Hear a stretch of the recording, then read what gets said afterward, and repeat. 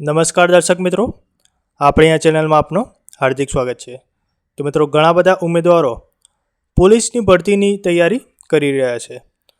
તે ઉમેદવારો માટે આપણે અહીંયા માહિતી આપીશું। શરૂઆત કરતાં પહેલાં મિત્રો, તમે આપણી આ ચેનલમાં નવા હો તો ચેનલને સબસ્ક્રાઈબ કરી લેજો, કારણ કે આ જ પ્રકારની માહિતી આપણે અહીંયા મૂકતા રહીએ છીએ। તો મિત્રો, 12,000 લોકરક્ષક અને 500 PSIની જે ભરતીની જાહેરાત થઈ હતી તેના વિશે હસમુખભાઈ પટેલ સાહેબે જાહેરાત કરી છે। આ જાહેરાત સુરતમાં કરવામાં આવી છે, તેની માહિતી આપણને કોને આપી છે અને કોના દ્વારા આપણે વાત કરવાના છીએ તેની માહિતી આપણે અહીંયા જોઈશું।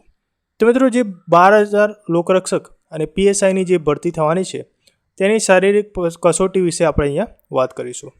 તો મિત્રો, 12,000 લોકરક્ષક અને 500 PSIની શારીરિક લાયકાતની પરીક્ષા ચોમાસા બાદ ત્વરિત કરવામાં આવશે અને ત્યારબાદ લેખિત પરીક્ષાનું આયોજન થશે।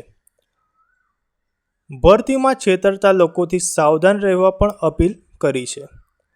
આ ભરતીમાં 5 કિલોમીટર દોડનું આયોજન થશે। પોલીસ ભરતી બોર્ડના ચેરમેન હસમુખ પટેલ સાહેબે સુરતમાં કરી છે જાહેરાત। આજે વાત કરી છે એ હસમુખભાઈ પટેલ સાહેબ દ્વારા સુરતમાં કરવામાં આવી છે અને આની માહિતી આપણને દીપકભાઈ રાજાણી સાહેબે ટ્વીટ મારફતે આપી છે। આમાં સ્પષ્ટ દર્શાવ્યું છે કે 12,000 લોકરક્ષક અને 500 PSIની જે શારીરિક કસોટી થવાની છે એ ચોમાસા બાદ ત્વરિત થશે। એટલે મિત્રો, જો તમે તૈયારી કરતા હોય તો તૈયારી ચાલુ રાખજો, કારણ કે ચોમાસા બાદ ત્વરિત આ ભરતીનું આયોજન કરવામાં આવશે। ત્યારબાદ લેખિત પરીક્ષાનું આયોજન થશે અને આ જે દોડ છે એ 5 કિલોમીટરની રહેવાની છે, એ તો તમને ખબર જ હશે। ત્યારબાદ આ જે જાહેરાત કરી છે એ હસમુખ પટેલ સાહેબ દ્વારા સુરતમાં કરવામાં આવી છે। તો મિત્રો, આવી જ નવી માહિતી લેવા માટે આપણે આ ચેનલને સબસ્ક્રાઈબ કરી લેજો અને હજી સુધી તમે આપણા વિડીયોને લાઇક ન કર્યો હોય તો લાઇક જરૂરથી કરી દેજો।